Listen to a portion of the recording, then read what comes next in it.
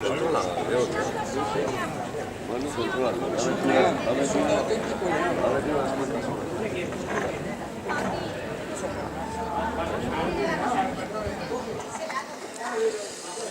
estamos aquí en esta tarde para hacer una pequeña entrevista a Miguel Ángel Castro Merino a propósito de uno de sus últimos libros publicados. ¿Quién es filósofo? Todos somos filósofos, el papel del filosofar en España, publicado por Ediciones Altera, Grupo Editorial Lacre, el año pasado, en 2017. Es un libro que, aparte de por el contenido, por los estudios, es un libro denso, que hay que estudiar. Tiene también, va precedido cada capítulo de una serie de citas muy interesantes, muy bien seleccionadas, muy atinadas. Casi se podrían usar esas citas como una especie de prontuario devocionario, ¿no? Omitiendo incluso la lectura del cuerpo del texto o alternándolo, ¿no? El libro permite leerse de diversas maneras. Me gustaría comenzar con una de las citas, una de las primeras que aparece, para a partir de ella plantearle la primera pregunta. Dice así, cita: "No soy filósofo". Montaigne, Ensayos 3, 9, 14. Bueno, Miguel Ángel, ¿quién es filósofo? Bueno, vamos a ver. Primero, Montaigne ahí se le fue un poco la pinza, ¿no? Porque decir que no es filósofo cuando todo lo que escribe en los ensayos es filosofía, ya nos llama un poco a sospechar de que haya querido decir, como escurrir el bulto, decir yo no soy filósofo, pero os meto ahí filosofía, ¿no? Contestando a tu pregunta, ¿quién es filósofo, no? Bien, este libro está escrito creo que se editó el año pasado, en el 2017, en breve estaremos ya en el 2019, pero bueno, es casi muy fresco, ¿no? Hay que matizar mucho el soy filósofo o el somos filósofos todos, que Gustavo Bueno y todos muchas veces decimos que somos filósofos, ¿no? Yo creo que arriesgarnos en ese predicado a decir somos filósofos es un error. Aunque aquí pone que todos somos filósofos, yo creo que es una posición que hay que incluso dentro de la filosofía misma criticar. Porque yo lo que quería decir es que o todos éramos filósofos, que sí lo creo, o ninguno lo es. Ahora bien, ese predicado soy es muy problemático en español, en griego y en todas las lenguas. De alguna manera quiero decir, y es lo que aquí se dice, que se dice muy claro, que todos tenemos una filosofía, mala, buena o regular. Y es lo que se quiere decir. Las hay muy malas, pero hay que partir de que incluso para leer a Tomás de Aquino hay que partir de una cierta filosofía. Y luego también pues la frase de Aristóteles en el Protesticos, en el cual dice al rey Temishón que incluso el que dice que no tiene una filosofía lo está diciendo desde una filosofía, ¿no? Aparte de Karl Jaspers, que es imposible escapar de la filosofía, que es una cita que cogí de Marino Pérez, me parece que es una impostura ir de filosofía y también una impostura decir que no somos filósofos. Es una cosa paradójica, porque no tiene ningún misterio. Esto lo he dicho también en una teselina ahí de la Cervera. No hay ningún misterio en ser filósofo, porque es como ser carpintero. El que ponga que ser filósofo es sabio es un problema suyo.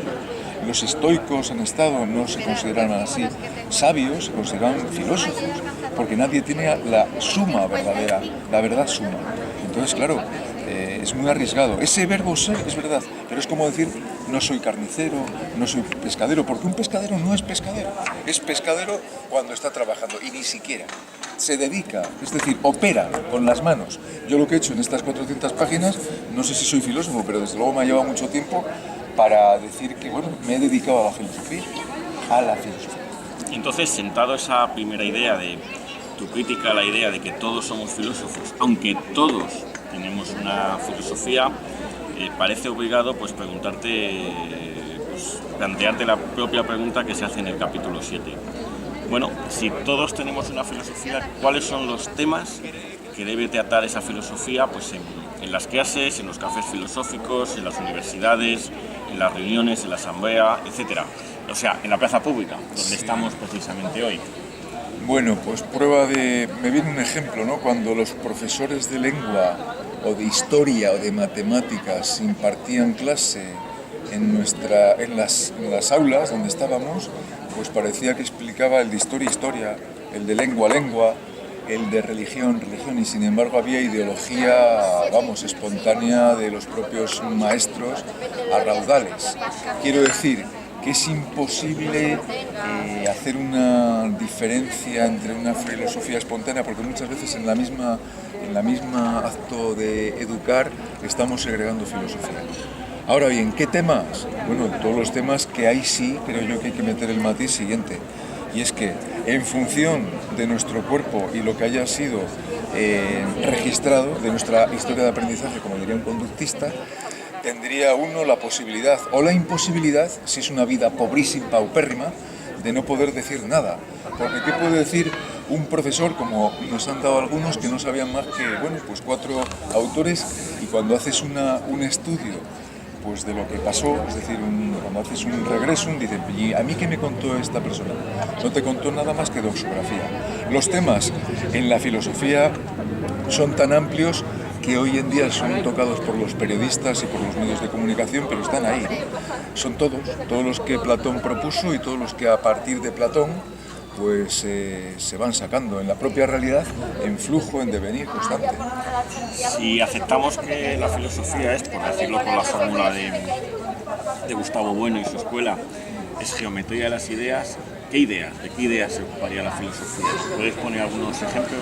Desde luego que Gustavo Bueno se caracterizó porque si hubiera tenido más vida hubiera tocado muchas más, desde luego destruir muchas ideas que pasan como verdaderas geometrías y luego cuando las deconstruyes, las estudias, las analizas, quedan hechas polvo. Por ejemplo, la cultura de idea pasa a ser un mito, es decir, a ser muy difícil ya mantener la idea o de la derecha política o de la izquierda o de Dios, ¿no? Todas las ideas nos merecen un respeto en el sentido latino de respetar y mirarlas dos o múltiples veces, porque evidentemente el jaleo que nos traemos con el problema de la división entre conceptos propios de las disciplinas y científicas o el de la filosofía, que son, claro, son ideas mucho más amplias, son contenidos mucho más amplios, ahí hay un problema enorme. Que ya Kant y Hegel intentaron en la medida de sus posibilidades construir. Desde luego la idea de la guerra, de la idea de la paz, la idea del amor, la idea de la felicidad, que se puede triturar en cualquier momento. Porque claro, cuando la gente habla de ser feliz y todas estas cosas, es que no sabemos por dónde estamos. Pero bueno, tenemos libros donde en el mito de la felicidad podemos ir reconstruir bastante ideas. Y luego la idea de España. ¿No? ¿Cómo se puede decir que uno no tiene una idea de España si incluso el que va contra España la tiene ya? Pues ya para defenestrarle, ¿no? Te pregunto más. Entonces, queda claro que el filósofo se ocupa de ideas y que hay muchas ideas. ¿Puede el filósofo abarcarlas todas? Es decir, como dices en el capítulo 15, ¿existe un filósofo que es capaz de comprender la omnitudo rerum?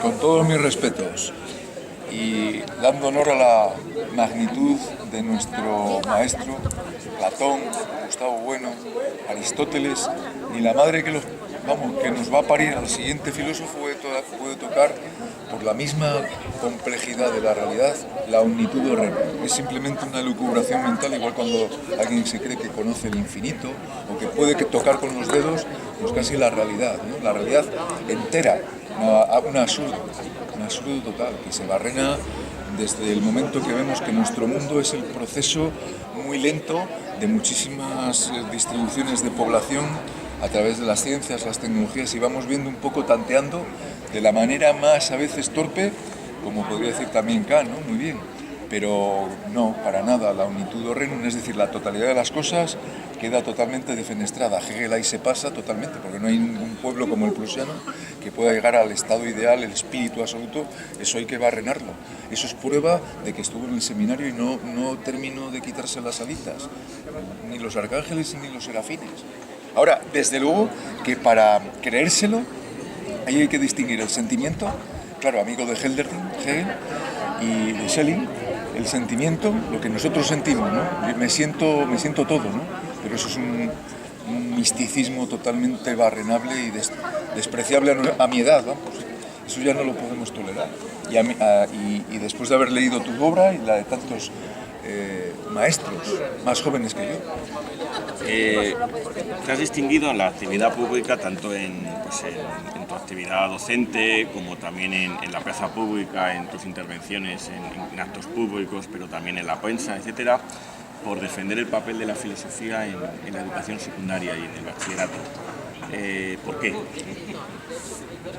Es imposible decir por qué no, ¿no? Mejor, esa es la pregunta. Es que ¿cómo no vas a combatir la cantidad de mitos en los que estamos totalmente disueltos? Y uno de mis maestros también fue Albert Ellis, un psicólogo americano, que se dedicaba a destruir las ideas irracionales que la gente tiene, bueno, tenemos, pero por doquier, pues es imposible que cuando uno ve la tele, cuando uno ve los deportes, todo esto que compuso Gustavo Bueno, la filosofía del deporte, ¿no? Cómo establecer como la verdadera realidad o el verdadero valor, es fruto de dejar pasar las cosas. Creo que hay que intentar frenar desde todas las aulas o plazas públicas y ponerse, como hacía Unamuno, ponerse allí, como decía Ortega, que llevara allí con el estandarte y decían, ahí está ya el que sienta cátedra. Yo no soy nadie para sentar cátedra. Ahora bien, tampoco soy alguien, O sea, no soy nadie, pero soy alguien.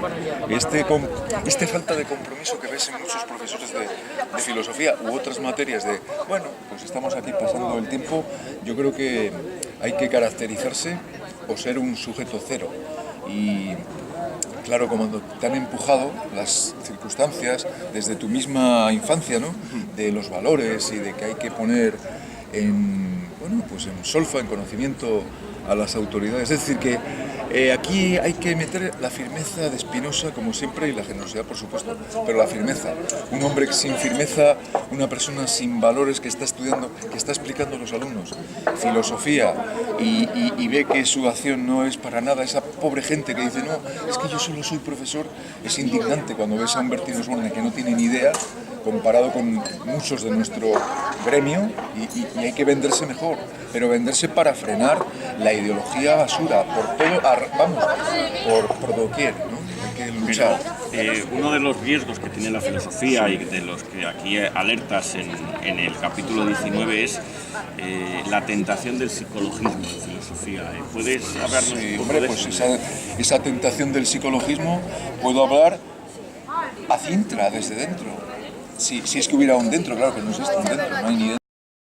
Eso, ni pública, ni concertada, ni leche, eso hay que barrenarlo todo. Pero lo puedo decir desde mi biografía.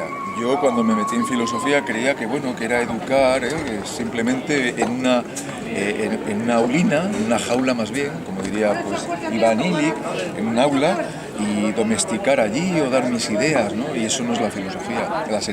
La filosofía seria es presentar contradicciones, presentar la dificultad de la realidad, presentar la dificultad de la política, de la ética, de que no hay una ética, no hay una política.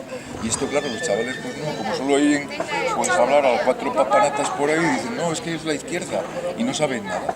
Como los demás no sabemos nada, pero intentamos aprender, que entonces hay que barrenar ese psicologismo, es decir, el subjetivismo de vivir.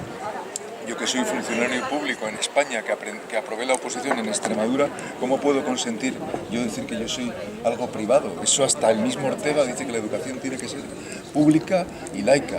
En ese sentido barrenamos todo subjetivismo, toda particularidad de yo, mi persona. Eso es muy importante para mí. Yo en mi casa vivo como yo quiero, con la casa que estoy pagando.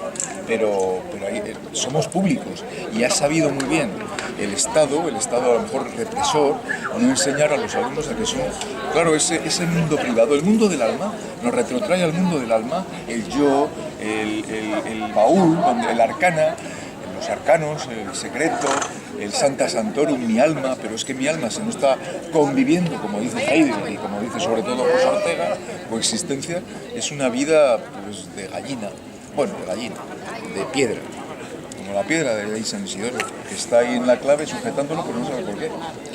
Para ir concluyendo la entrevista me gustaría tocar uno de los últimos temas que se toca en el libro, ¿no? Una de las ideas filosóficas que la filosofía tiene que abordar, y es la idea de vida, ¿no? ¿En qué sentido es necesario para vivir filosofar? Bueno, pues ahí hay que remitirse a muchas cosas. Primero decir que cuando hablamos de la vida, antes de sacar el manual de biología o de bioquímica, hay que ir a la división entre conceptos e ideas. La vida es un concepto, una idea muy amplia que no cabe ir ahí con las tenacitas o las probetas, los matrices de los bioquímicos o de los biólogos, ni de la física ni de la química. Es Schrödinger, desde ese punto de vista de qué es la vida, es el libro que tú lo empiezas a leer y dices, mira, aquí hay, pero eso es química. Y claro que la vida tiene química, pero no tiene nada que ver con la vida del cine, la vida de Hollywood, la vida de España, los problemas de Cataluña, del País Vasco, de Castilla y León, de Madrid, todos los problemas educativos, políticos. Entonces, cuando alguien no pone prudencia al tema de la vida, está cayendo en una total necedad. Y de ahí que, Santiago Ramírez, como hemos comentado, se burlara de Ortega, porque decía que la vida no era para vivirla en este mundo terreno, telúrico, sino que nosotros estábamos motivados para la vida posterior, es decir, para las postrimerías, para la vida, la beatitud de Santiago Ramírez y de Santo Tomás. Negamos eso, la vida hay que vivirla para la vida, pero también es cierto que, claro, no cualquier vida, ¿no? Y entonces ahí se meten muchísimas cuestiones que yo ahora, afortunadamente, me siento incapaz de solucionar, porque además no vamos a estar todo el día hablando de esto en este momento, pero la idea de la vida es preciosa para destruirla y para destruir la cantidad de engendros que van con bata y que van a dar una conferencia que es la vida y ponen ahí la tiza y no saben de la vida nada más que lo que saben. Y científicos no saben nada, en tanto que científicos. Ahora, en tanto que tienen una filosofía, los habrá que saben mucho y los habrá que no saben apenas nada. Pues para concluir me gustaría leer una cita del final del libro que precisamente aborda eso, la conexión de filosofía y vida. Dice así: en lo que concierne a los que suspiramos en este valle de lágrimas y sonrisas, de amor y de tantas cosas, no nos queda otra. Se impone vivir o, no se preocupe nadie, suicidarse. Poco importa lo que importa poco. Jamás la vida promete nada. Son nuestras erróneas filosofías las que se han subido a la montura, pero no se vive una vida digna si nuestra filosofía es deficiente. Cojamos la mejor. Pero, ¿qué es digno? ¿Qué se entiende por la mejor? ¿Filosofar? ¿Cómo? ¿Acaso nuestra tesis no ha intentado probar que es ella, la filosofía, la que nos coge a nosotros?